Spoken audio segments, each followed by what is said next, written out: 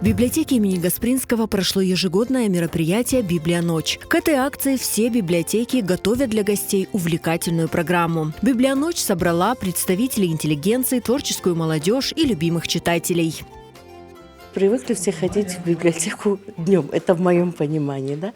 Но сегодня Библия-ночь, то есть человек, который хочет читать, познавать, для него и ночь тоже для него это познавательно. То есть сегодня вот такое, это уже традиция Библия-ночь.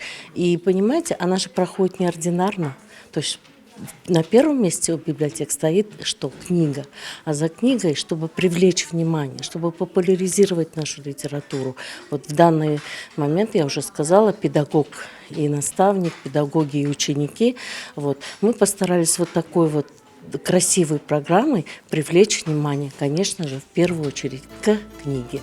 В год педагога и наставника главной темой мероприятия стали крымско-татарские деятели, которые внесли вклад в развитие науки и культуры и воспитали достойных последователей. Доктор медицинских наук, профессор кафедры инфекционных болезней Медицинской академии Мунивер Гафарова рассказала о своем педагогическом пути и представила своих студентов.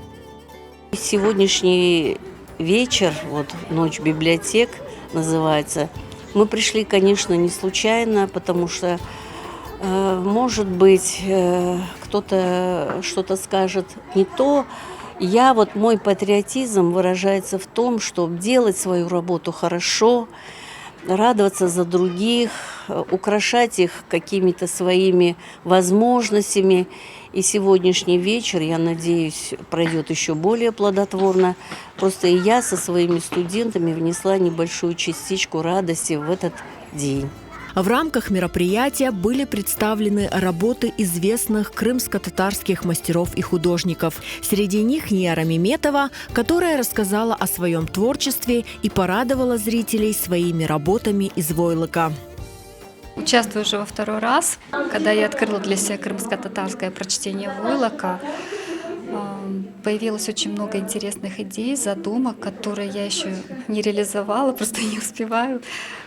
И сегодняшнее мероприятие вдохновило меня, открыло какие-то новые грани, и я думаю, что я воплощу то, что я задумала, и найду для этого время, самое главное. Наряду с известными мастерами свои работы представили и начинающие юные таланты.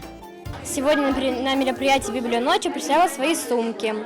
Всем очень понравились мои изделия. Я занимаюсь сумками примерно полгода. Мне очень понравилось мероприятие, оно было очень познавательное и интересное.